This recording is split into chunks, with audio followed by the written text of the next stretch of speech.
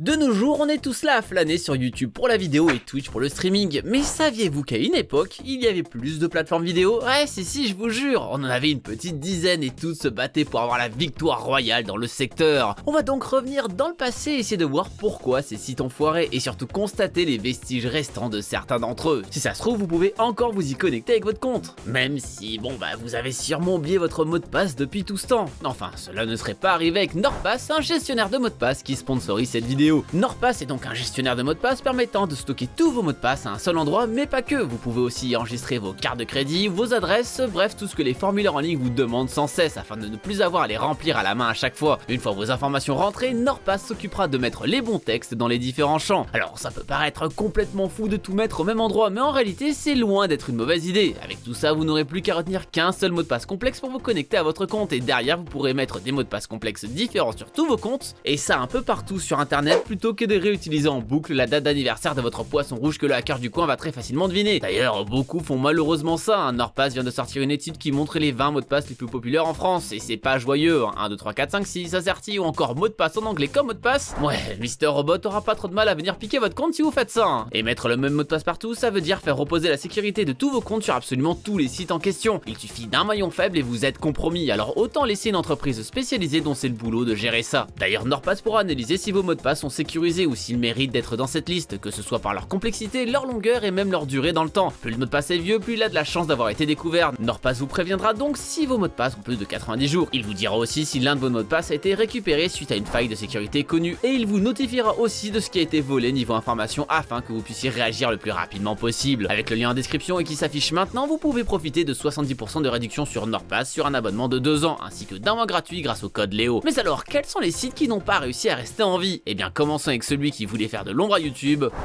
Dailymotion.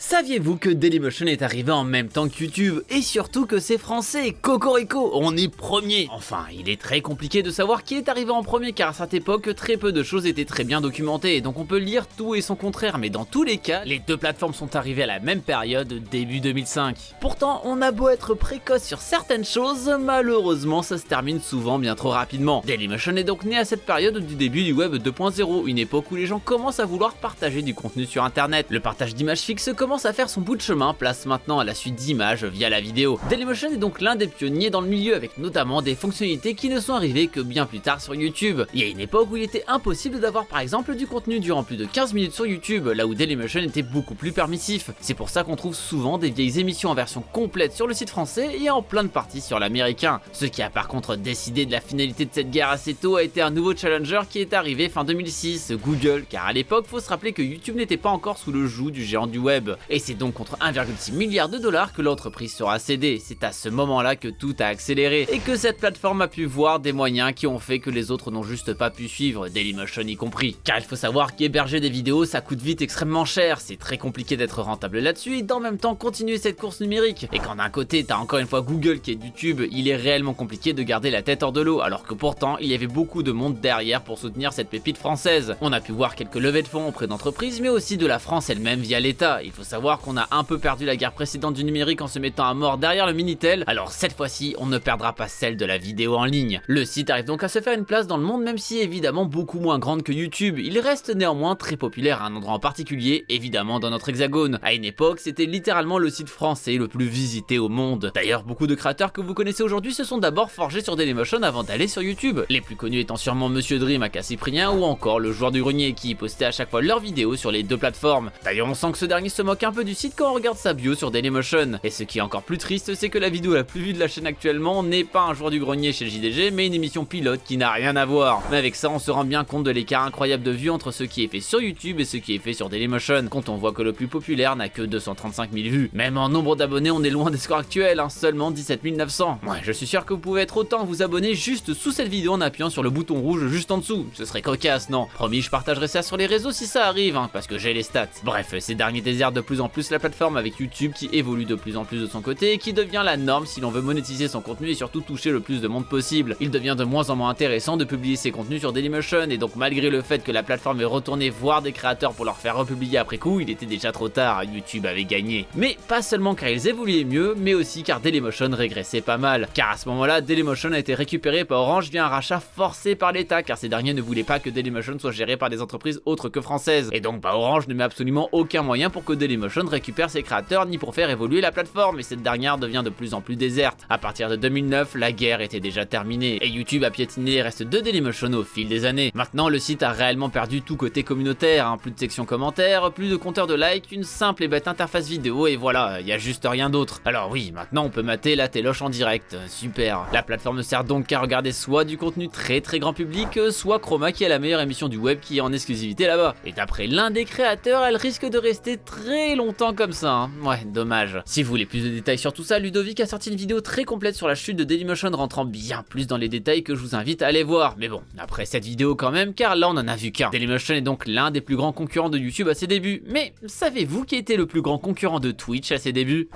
Omni TV.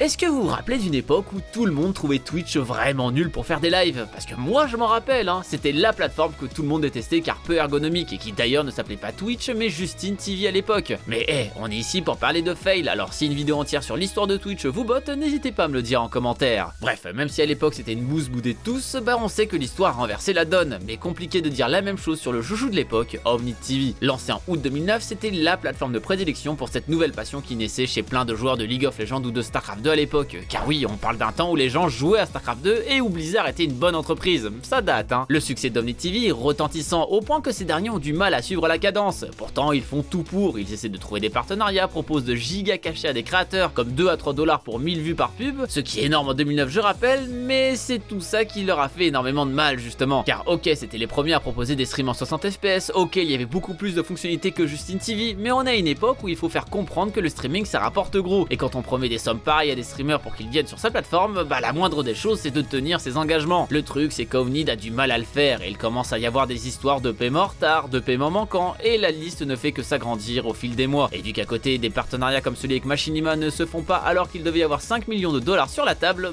ça aide clairement pas. Ce qui a achevé Omni TV, c'est le call-out massif de certains gros joueurs de l'époque comme Steven Destiny Bonnell, dénonçant que la plateforme lui devait des mois et des mois de revenus qui étaient estimés à 30 000 $ tout de même. Le cercle vicieux est là et tout le monde se met à quitter Omni qui avait déjà du mal à garder ses créateurs déçus, et la plateforme n'a plus d'autre choix que de tout stopper. On imagine aussi qu'il y a pas mal d'attaques en justice derrière, car de nos jours il n'est pas simple de trouver des vestiges d'Omni TV. Mais ouais, de moins en moins de streamers, de moins en moins de partenaires professionnels pour les compétitions, il n'y avait plus du tout d'intérêt de streamer là-bas, car la confiance était complètement perdue. Le service de streaming est donc complètement arrêté le 31 janvier 2013, avec une annonce la veille d'ailleurs, ce qui était assez brutal et laisse encore une fois plein de gens sans espoir pour retrouver leurs sous, tout en laissant la porte grande ouverte pour son concurrent de toujours, Justine TV, qui deviendra Twitch peu de temps après, avec le succès qu'on lui connaît. Finalement, avoir été en retard sur les fonctionnalités lui a permis de ne pas se brûler les ailes sur le reste. Le plus cocasse là-dedans, Omni TV existe toujours aujourd'hui, sauf que ce n'est plus du tout un site de streaming, mais un site de vente. Et qu'est-ce qu'ils vendent là-bas? Eh bien des emotes ou des overlays pour Twitch. Ouais, ça doit faire du mal à l'ego quand même.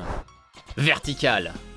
Saviez-vous que Dailymotion n'est pas le seul échec français? Et oui, en plus d'être le précurseur de YouTube pour échouer misérablement, on a aussi été le précurseur de TikTok pour aussi échouer misérablement. Et si on atteint toujours en premier la ligne d'arrivée, mais on se foule la cheville au moment de monter sur le podium. Je trouve ça plutôt beau comme métaphore. Vertical était une plateforme de partage vidéo française donc, mais avec comme contrainte le fait de ne proposer que des vidéos verticales, et ça en mi-2017. Et pour le coup, ici soit cette application vous est totalement inconnue, soit je vais vous faire avoir un giga flashback, et ça ne dépend que d'une chose, si vous suiviez YouTube en 2017. En effet, cette application était supportée par tout le gratin du YouTube français. On y trouvait des vidéos d'Amixem, de Sokari78, de Seb Lafrite, de Linketeracide, de Sofiane, de Chelsea. Bref, vraiment pas mal de beau monde, et ça pour une bonne raison, car ce sont eux derrière cette application. Mais genre vraiment eux, les créateurs sont Valentin Reverdy, un entrepreneur, et Sofiane Boudouni, un des bonhommes dont je viens de parler, qui fait encore des vidéos sur YouTube aujourd'hui sur le cinéma, avec comme ambition de proposer du vrai contenu vertical professionnel à une époque où ça n'existait pas. TikTok n'était pas présent, Vine venait de mourir, et Snapchat était assez amateur. Bref, en vrai l'idée était pas mal du tout.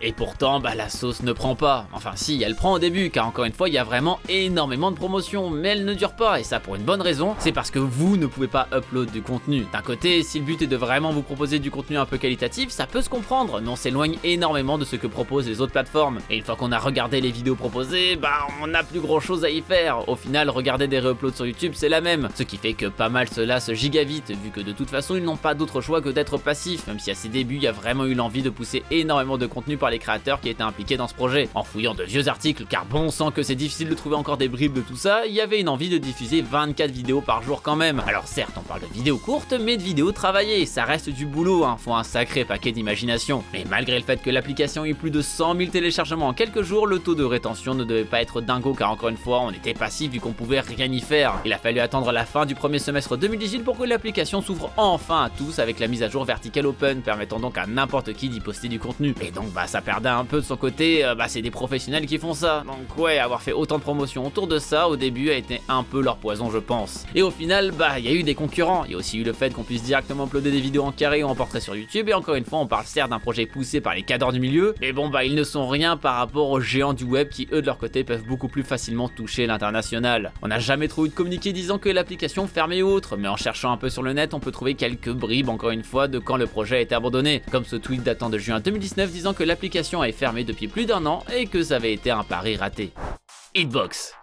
Si Omni TV est le premier concurrent à Twitch, eh bien voici le second. Lancé en 2015, Hitbox est là pour être un peu comme Omni finalement, montrer à Twitch qu'ils sont arriérés en termes de fonctionnalité et de vision en proposant une plateforme de streaming supérieure, par exemple avec un temps de délai réduit pour plus d'interaction avec le streamer. Faut se dire qu'à cette époque, on pouvait facilement avoir 20 ou 30 secondes de latence sur un stream. Les fonctionnalités de réduction de latence n'étaient clairement pas aussi poussées qu'aujourd'hui. La plateforme se voulait aussi plus libre avec moins de restrictions sur les musiques par exemple, car même à l'époque c'était déjà le bordel sur les VOD qui étaient mutés, ou encore en acceptant vraiment tout le monde. Pendant un moment, Hitbox était considéré comme le repère des streamers qui sont banned sur Twitch. Le truc, c'est que, encore une fois un peu comme Omni, décidément, il manque cruellement de fonds, et vu que les fonctionnalités sont de plus en plus poussées sur Twitch vu que ce dernier va être acheté par Amazon, Hitbox perd de plus en plus d'intérêt et donc de part de marché. En 2017, le site est complètement fermé pour devenir Smashcast suite au rachat par Azubu, une plateforme de streaming vidéo qui avait aussi du mal à garder ses utilisateurs. Smashcast veut donc être une sorte de renaissance des deux services très axés sur l'e-sport, mais ce dernier va juste vivoter et fermera le 22 novembre 2020, avec finalement très peu de réactions d'internet car personne n'y allait. Le problème ici est qu'étant donné que c'était giga axé e-sport, c'était fait pour les joueurs professionnels et en général ces derniers ne streament pas beaucoup, ils ne sont pas très divertissants, donc il y avait vraiment pas de contenu. C'était pas la meilleure idée du monde clairement.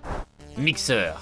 Le fail le plus récent ici, et encore une fois un concurrent à Twitch, ouais, je pense que tout le monde s'est dit que YouTube c'était mort pour essayer de les abattre. Voici la plateforme de streaming que Microsoft a essayé de pousser, quand même rien que ça. On est ici sur une plateforme de streaming lancée en 2016 mais qui a connu son essor en 2019 pour une seule et unique raison, le rachat du gamer le plus populaire à cette époque, Ninja. Avec le succès incroyable de Fortnite, le streaming a explosé en popularité, et un joueur en particulier a énormément fait parler de lui, un streamer Halo 2 qui est passé sur le jeu d'Epic et qui fait des giga cartons d'audience, au point de générer littéralement des millions tous les mois, et donc Microsoft sait qu'un mec pareil peut faire bouger des communautés entières, et achète son exclusivité de stream alors qu'il est au top de sa forme, et ça pour 30 millions de dollars du jamais vu à l'époque. Ça fait donc un grand bruit et fait un peu trembler ses concurrents car on sent que Microsoft veut taper du pied pour rentrer dans le stream game. Mais ouais, la suite à l'histoire, vous la connaissez déjà, malgré un lancement très fort lors de la migration de Ninja, la plateforme n'a juste pas du tout de communauté, et même s'il y a eu d'autres rachats comme Shroud, un autre streamer populaire pour 10 millions de dollars, tous les viewers ne vont pas sur la plateforme pour y voir des streamers, mais juste pour y voir Ninja ou Shroud, ce qui fait que 99% des viewers ne sont que sur 2 streams. Au bout de quelques mois, le soufflet redescend et Microsoft se rend à l'évidence, ça marche pas. Il suffit pas de mettre 14 milliards sur la table là comme ça, il faut aussi vraiment proposer quelque chose de plus que ses concurrents pour les petits streamers, qui eux de leur côté essaient de se faire une place et qui font quand même aussi vivre le site. Microsoft se dit que c'est pas son truc et va donc tenter de refiler le bébé en proposant à Facebook de racheter ça, et ces derniers disent ok. Et ça seulement 9 mois après l'achat de l'exclusivité Ninja, ce qui veut donc dire que ces derniers qui avaient des contrats de plusieurs années pour des montants de fous sont libres après seulement 9 mois. Bon, ils n'ont pas refait la même erreur 2 fois, parce que Mark leur aurait supposément proposé le double pour rester sur Facebook Gaming, mais ils ont finalement préféré repartir sur Twitch, car bon, je pense que là ils étaient bien. Mixer n'existe donc plus du tout depuis le 23 juillet 2020. YouTube Gaming.